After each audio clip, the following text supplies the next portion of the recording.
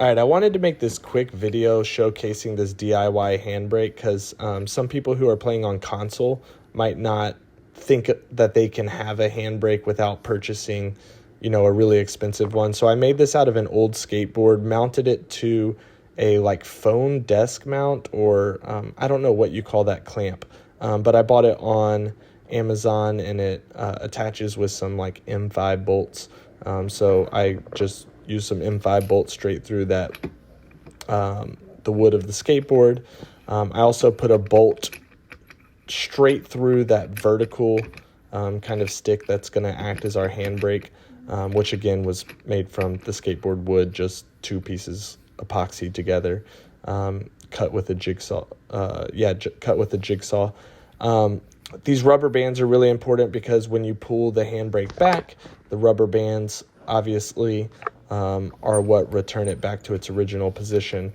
I can also flip this over. This is obviously optional, but what I like to do is I flip it over upside down, and then I have these screws with the rubber here that actually hold my controller. So when I'm playing a game like Assetto Corsa Competizione, I can use this as a button box.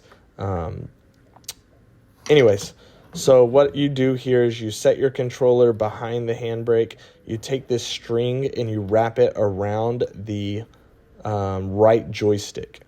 So I'm attaching to the joystick there. So now when I pull the handbrake, it'll pull the right joystick down.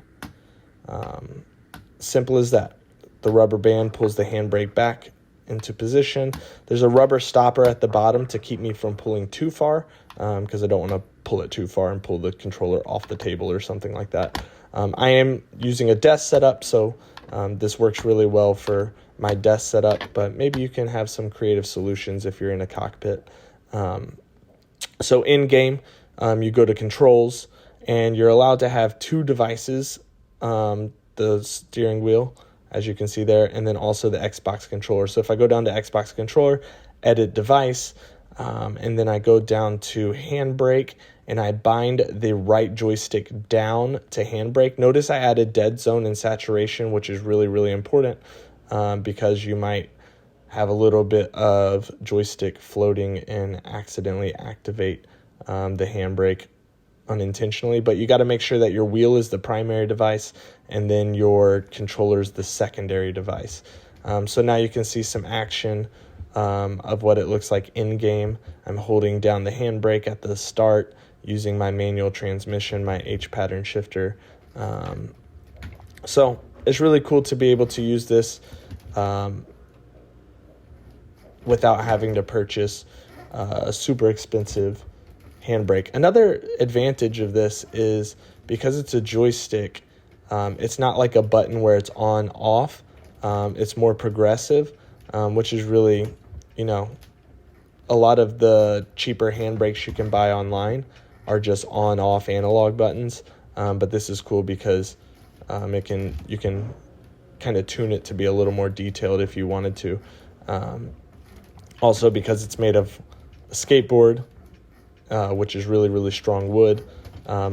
It's very, very durable. I've used this for multiple years in Dirt Rally, Richard Burns Rally on computer as well. So it's not just something you can only use for console, but also for PC. So you can see here, while we're in game, anytime that the light on the right side of the screen is lighting up red for the handbrake, that means I'm pulling on the joystick. For some reason, this car I wasn't rotating that well when using the handbrake. But yeah, hopefully this video gave you some ideas of how you can create your own DIY handbrake, so even those of us that are on console can get that really immersive rally feeling.